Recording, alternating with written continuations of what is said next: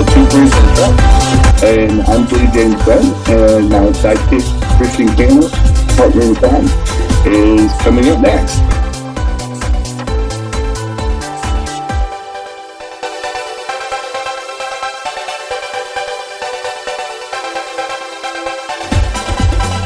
Hey everyone, I'm Jim's sidekick. Welcome to Two Queers in a Truck. Hi y'all. See you soon.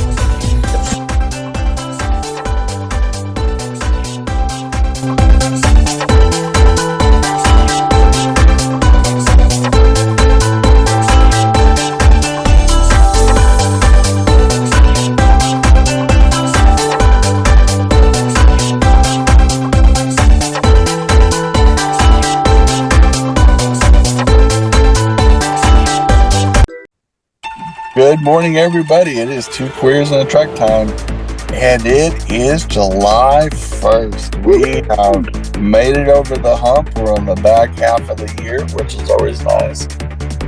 But it's definitely been an interesting year, that's for sure. A lot of things going on in the queer world and in the regular world. Got to talk about it a little bit more. This 250th birthday party I guess went on this last weekend. We do record these in advance. How reminiscent of it is it of being more of a gay event? I mean, you have hot, sweaty men wrestling all over each other on the White House lawn. And this is the best part. We haven't even talked about this during these recordings, but wanted to bring it up. One of the things that Super Genius, Dumpster, and Pete Cake Stand also wanted is they had about 1,200 or so people from the military. But the requirement was in the memo to the commanders and the COs that they all be within weight regulations. They all be fit and attractive, camera ready,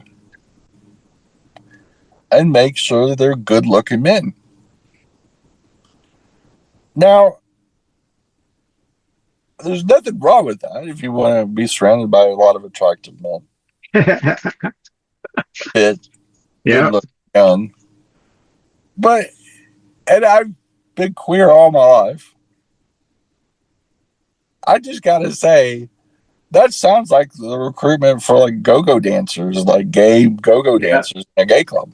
Mm-hmm. To me, if you're wanting to be around a bunch of fit, good-looking men, watch an octagon fight where guys are groping each other, shirtless, practically naked. It reminds me of the Bruno movie at the end when Bruno, the lead character played by Sacha Baron Cohen, reunites with his former lover, and he was playing the character Straight Dave. That Bruno had gone straight, supposedly. And then at the end of the deal in Arkansas, they start kissing, groping. This event this weekend seems like a butt baby of Idiocracy and the movie Bruno. It seemed very homoerotic, especially with the lights being shown on the Pete Cake Stand memo, making sure they're getting fit, attractive men. Which reminds me of like a gay dating site where they'd say, no fatties, no exactly, everything, being very wanting macho but fit men. Mm-hmm. That's a very gay male thing, a very hyper bro-y gay male thing, which you encounter a lot in gay culture and hookup culture. But this was supposed to be like a 250th anniversary party for America and Trump's birthday bash for his supposedly straight men to celebrate our country and our president, his 80th birthday party. But I've been around a lot of straight men, and I've never heard one of them go, I just want to make sure we invite enough fit, attractive men to our birthday party. Exactly. Nothing makes a birthday party better than a bunch of straight men that are in good shape. Yeah. Like come on, like to me, that sounds more like, well, I want the, the big old Queenie thing, which there again, there's nothing wrong with it. I'm queer. Christian's queer. We're all in the community, so we get it. Of course, you want to be surrounded by a bunch of hot men, and have a lot of eye candy at your birthday party. It's your birthday party. Cry if you want to. But damn, these guys always flex about what manly men they are. And you got, weirdo RFK Jr. ripping his shirt off and drinking raw milk and doing push-ups. And what? I think I've asked this of you before, Gersemi. Why don't MAGA, even though there's more men than women in the MAGA base, so to speak, but why don't the women that are dating, married, or girlfriends to the MAGA men, the ones remaining, why don't they say, why don't you spend time with me? Well, I think you know the answer to that question. I mean, it's one of those things. It's like Ice Barbie's husband. Okay. Okay. The women of MAGA, the cis women of MAGA, don't really have anything they want, know? And I think he's a perfect example of what MAGA men are really like. I don't think he's an exception. I mean, take Lindsey Graham, Tim Scott, Maddie Cawthorn. Like, I think it's Magic more Mike Johnson. Yeah, I think if it's that obvious on the surface, I think if you just dig or push a little deeper, I think you're going to find all the gayness and cross-dressing and I'm not shaming that. Yeah. Ice Barbie's husband, I hope someday he gets the transition. I really hope that for him. I don't want any of them to live in the closet. I wish Lindsey Graham would come out. I wish Tim Scott would come out. I wish all the queerness of the Republican Party, of these conservative men, I wish they would come out. It would do the world a lot of good to see conservative men live the way they should want to live. I mean, look at Caitlyn Jenner. How long she waited before she transitioned and showed the world. We all heard the rumors. It wasn't the first time that she'd been caught in drag, and you could see when she was transitioning before she came out about it. Like her appearance changed, her hair was growing out, her face was looking more feminine. You started to see the boobs growing, and so they started wearing some baggier clothes. Well, we all know that Caitlyn Jenner has always been in really good shape, being a former gold medalist Olympian. This is a person that has always lived a very athletic and physical life. But you see what the conservative manosphere does to these men that they've created. I'm not feel sorry for them, but somehow they need to learn from it. And I think how they learn from it is that they tell their truth. And I really mean this. And we're going to take a break right here. And then after that, we're going to talk about that a little more, since I think it's important to talk about right after these important commercial messages. Hey, everybody. You can catch us on your favorite audio podcast platform, Spotify, and all Apple Store, the Google machine, and whoever else does podcasts. We're on there. We broke in, and we're staying. So enjoy the Two Queers in the Truck on your favorite audio podcast platform. Thanks for listening or watching. Bye, boo. Happy Pride.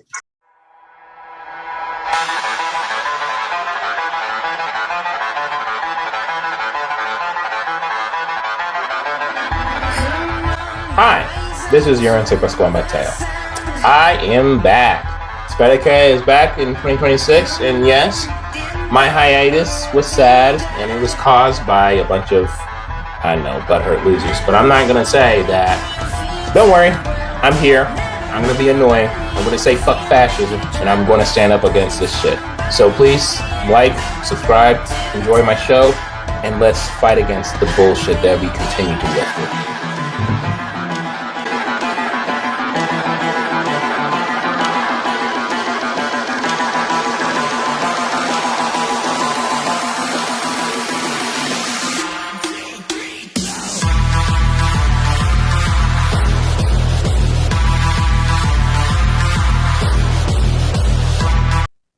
Hey y'all, thanks for listening to Two Queers in a Truck. And we do broadcast on YouTube and Facebook and a video version. And we're also on all the audio platforms out there. So your favorite way to listen to your podcast. We've been doing this for a couple years and we appreciate y'all listening. We know you have a ton of choices, even though we may be the best choice. We always appreciate our listeners and we'll try to bring you quality in the future. Thanks for listening. As always, Christian and Jenny, we're out. Thank y'all. But yeah, I think you asked a really great question, Christian. And you've hung out with a lot of conservative men in different circles. And like in Charlotte, one of your favorite watering holes has tons of conservative men that hang out there. And you've for a long time you've had a pulse on the conservative men from a friendship and interpersonal hangout. Do you ever wonder, and I'm going to ask you this question, you don't even have to answer it, but do you think they liked hanging out with you because in some of them they were closetly gay? Yes. I can say a handful of my gay friends and a handful of my heterosexual or straight people that maybe I've sat at a sports bar with or whatever, Key West, wherever, Charlotte, wherever, anywhere. I have probably felt more sexual tension with the straight guys. Yeah. And I don't know how to describe it, but it's almost like, like I don't know. I will say that I've felt more with them than with like at a gay bar. Yeah. Well, and I think what it is, and I've felt the same thing.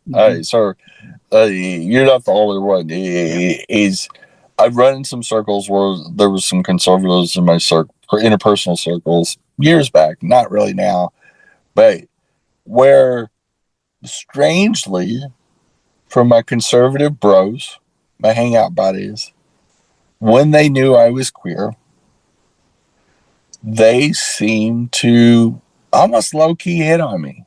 Yeah. Actually, I've had a couple conservative male friends hit on me since I transitioned. But they knew me as a male. These are people that were from my past.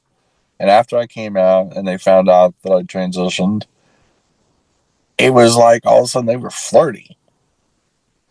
And even when I've lived as a gay male, my regular friends that knew also were like, almost like they wanted to toe dip.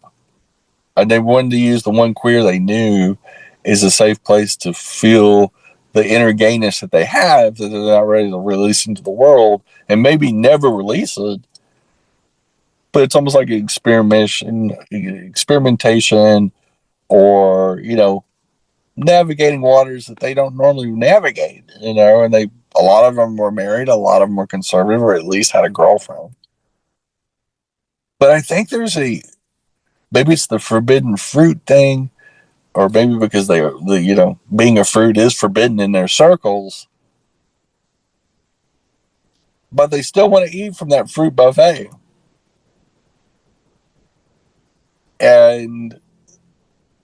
But they don't know how to broach it. Yeah.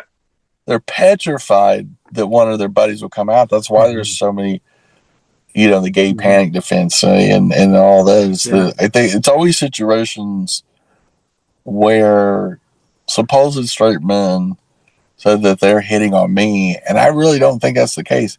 Because most gay people, most queer people aren't attracted to truly straight people. Yeah. I was just going to add that when I was younger, it was a bit confusing just to me personally because I would feel that sexual tension, but I started to go, well, maybe that's really just on me because maybe that's just how guys talk to each other. You know what I mean? That's just how they are. And maybe I would like question myself, going, well, maybe this is normal. Maybe this is the way it's supposed to be. But because I'm gay, I'm thinking it's sexual tension. You know what I mean? But as I've grown up and as I've become an adult and I know who I am and stuff like that, a lot of that is not normal.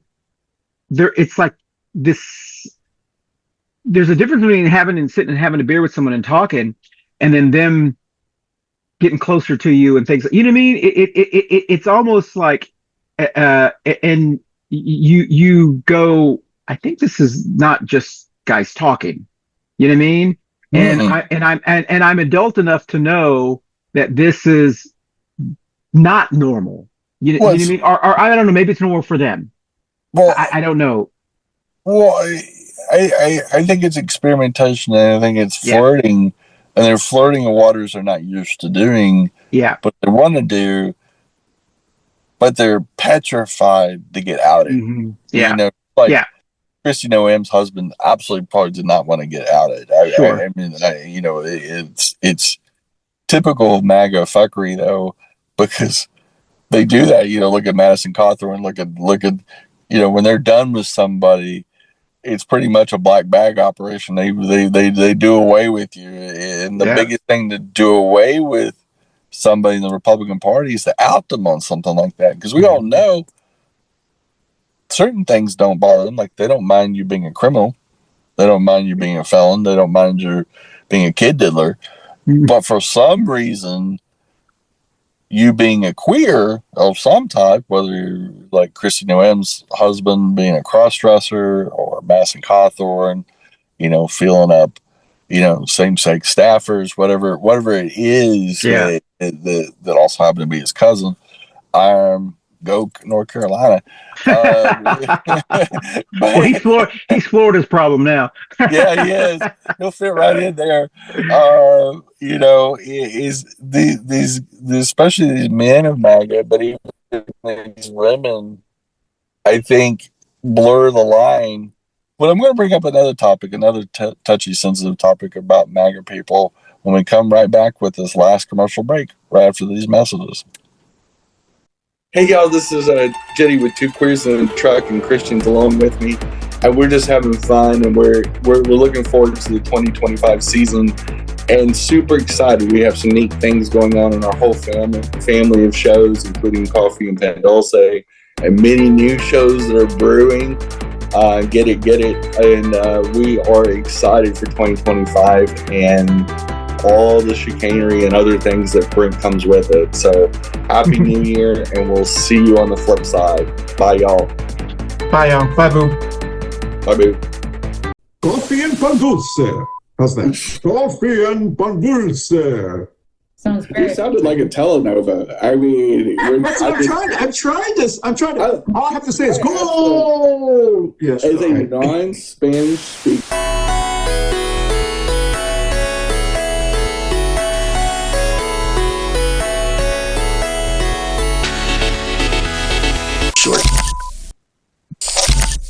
All right, let's talk about his Jesus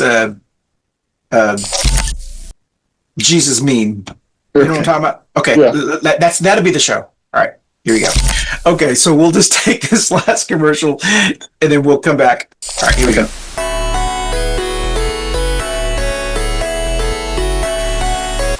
And this is the Jenny Award.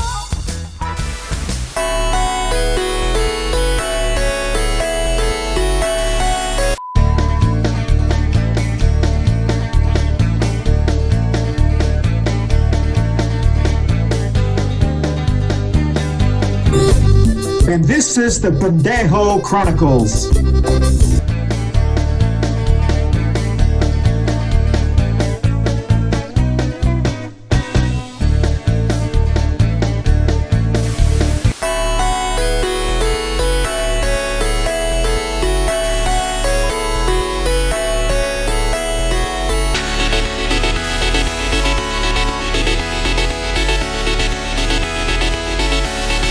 Coffee and Pan Dulce. How's that? Coffee and Pan Dulce.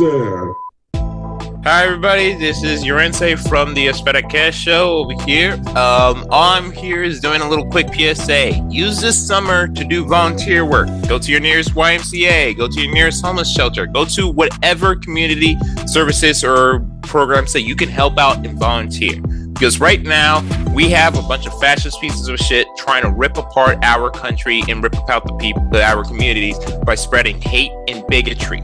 The best way to combat it is, one, working in your community and standing strong to show that you are strong and you're here to help out others. Two, combat misinformation. If you hear bullshit, first research and make sure if it's true or not. If it is not true, call it out. If it is true, get the facts. Be knowledgeable of it because it might come out later. So always stand against that. And three, fuck fascists. Stand against them. Make them feel uncomfortable. There is too many people out there feeling like they can say the hard R or say slurs or be violent. Make them understand that a lot of people die to make sure this hatred and bigotry does not exist. All our civil rights workers, all the people who restored normity, everybody who fought against intolerance and hatred, they died and worked their asses off to stop this. So follow in their footsteps and stop this madness. This is Yorense again from Espera Que, and all I can say is be there for your community and stand up for what's right. Fuck fascism and have a wonderful day. A lot of MAGA, and we are back, a lot of MAGA has a very Christian base.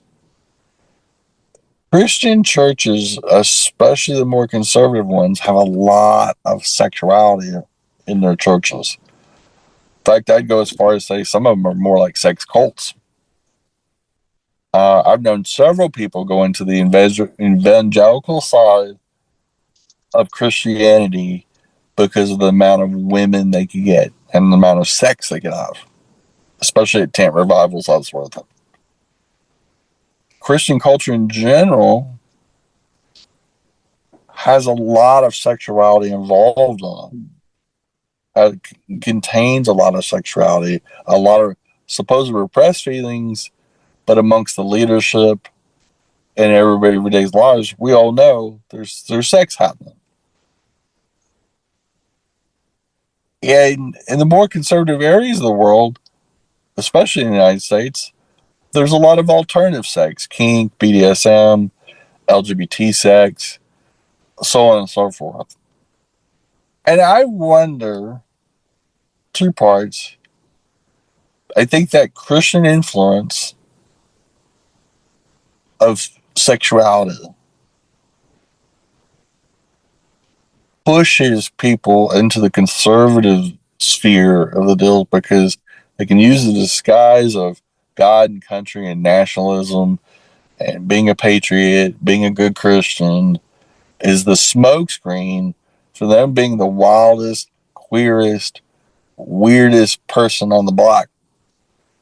It's the ultimate like cover, like a James Bond type thing, you know, like to me, it's like a cover story. It's a performative thing. Because look at MTG.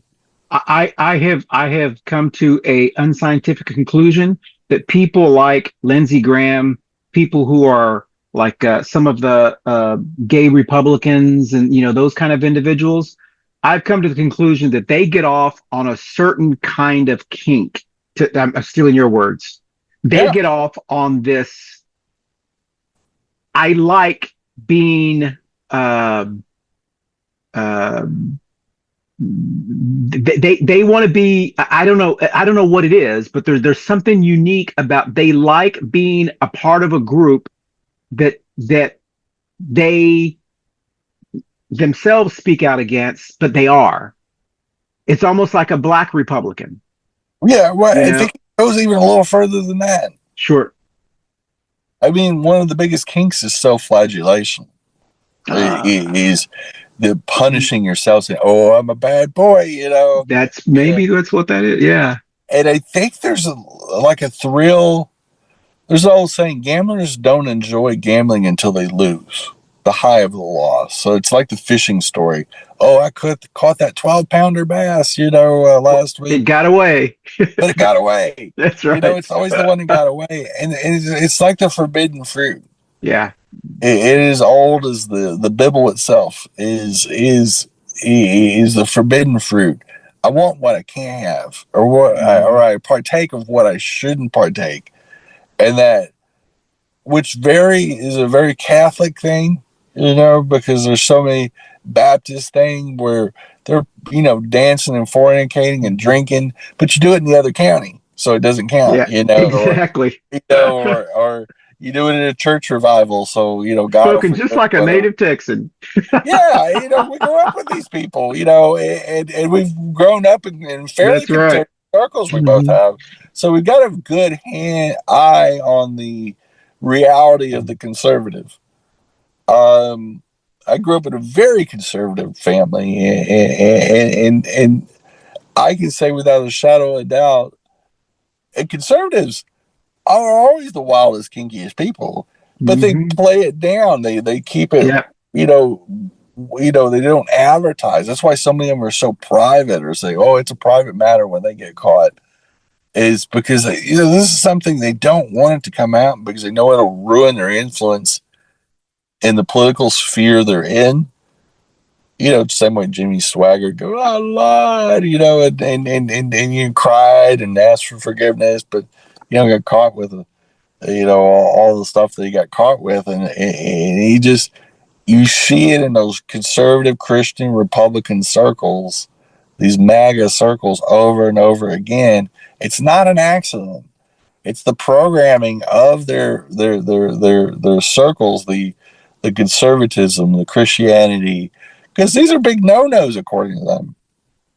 They're the ones that are out at pride events protesting against gayness and sexuality and the sins of the flesh and all those. And they're the biggest partakers. I can just tell you. Yeah. And Well, anybody that, Pornhub and Grindr seem to agree.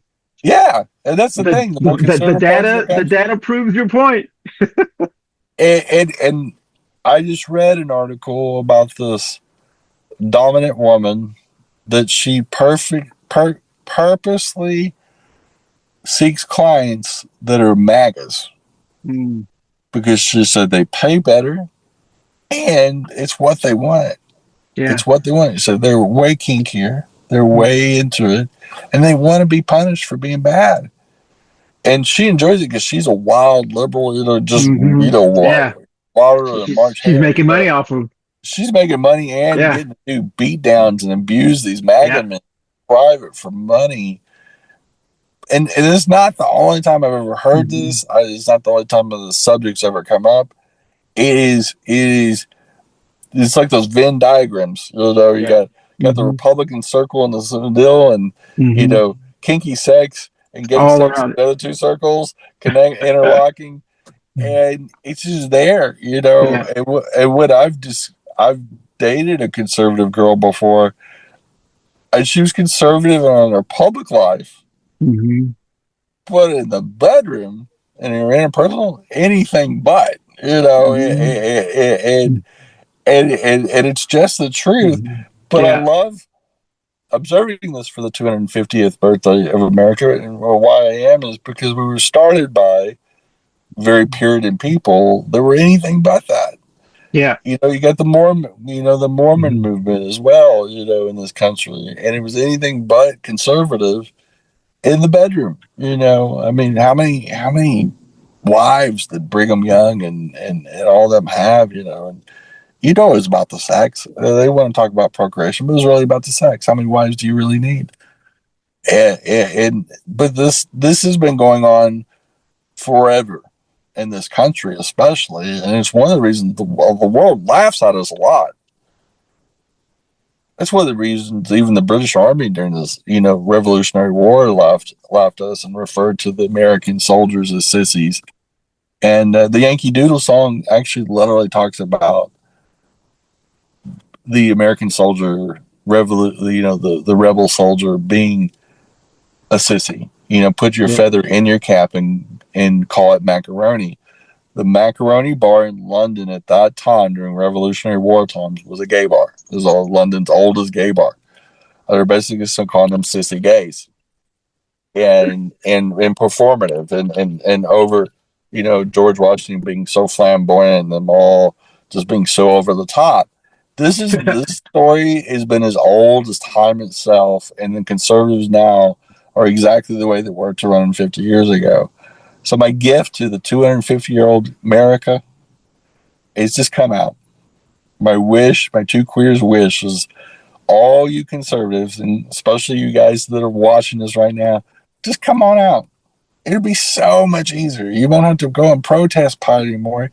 You can participate in Pride. Funniest thing ever, and then we'll wrap up. We ran by LA Pride this weekend. We made it back in time to participate in it a little bit. There was protesters there. But they were walking down one of the blocked off streets that had no events, no booths or nothing. They were just going down the street with their whistles and all this. So a couple of gays that were sitting on the sitting by that street yelled out, "Hey, you have your own pride parade." And it made these guys mad because they were literally marching down the street, this empty street where there was just cops and barricades. And there was about 5 or 6 of them marching in unison in their own personal closet gay pride parade because they just want to be heard like we do. Yeah. And every human being wants to be heard. And I'm telling you, MAGA world, if any of y'all listen to this show or watch this show, please just come on out. It'll just be such a relief. You don't even have to participate in any of the gayness, but at least the world will know. And you'll have this dark, dank secret or whatever, you are, if you're a cross-dresser like Nancy Noem's or Chrissy Noem's husband. Big Titty Brian. Yeah, Big Titty Brian. Just come on out. Let them titties fly.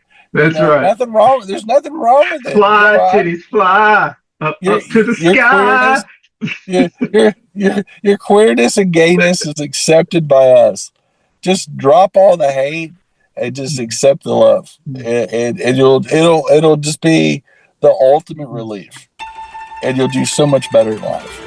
But anyway, that is all we have for this week, and my awesome invitation, my gift to America's birthday party, 250th birthday party here, and happy birthday, America! Happy birthday, America! Love y'all. Bye, y'all. Bye, boo. Bye, boo. Hey, y'all. Thanks for watching Two Queers in a Truck.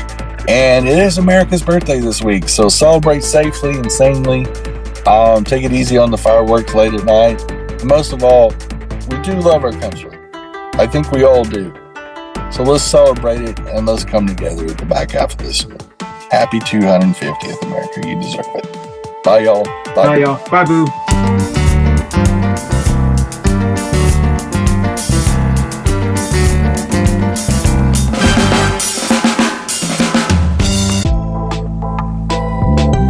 All right, we'll just come back for about 2 minutes and then we'll take our last break and then we'll end the show. Okay. Here we go. Okay, we'll come back for just a couple of minutes and we'll end. Here we go. Good job. Great intro. All right, come back, talk about Epstein. Okay, Epstein. I'm gonna start recording. Good job, y'all. All right, we're at the 18-minute mark. Tony, the second half, do you want to switch it to more national conversations? Because you were talking about Charlotte, or do you want to stay on Charlotte? Or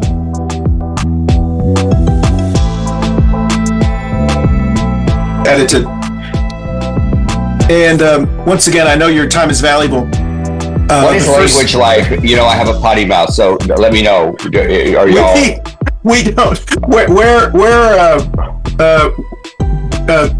We don't mind. Is that right, Gersemi? Yeah, no, I mean, I'll try to refrain since it's the Christmas season. Exactly. All right. And by the way, I just want you to know this is the earliest interview I've ever done in my life. Oh my goodness.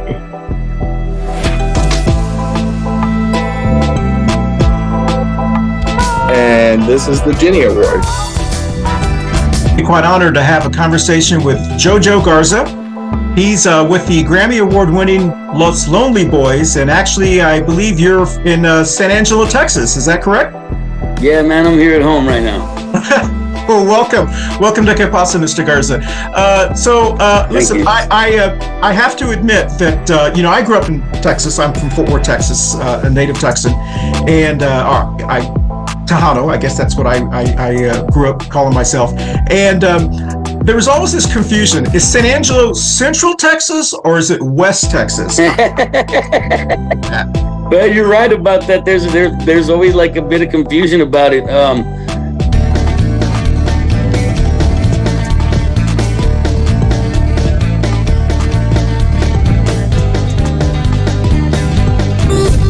And this is the Pendejo Chronicles.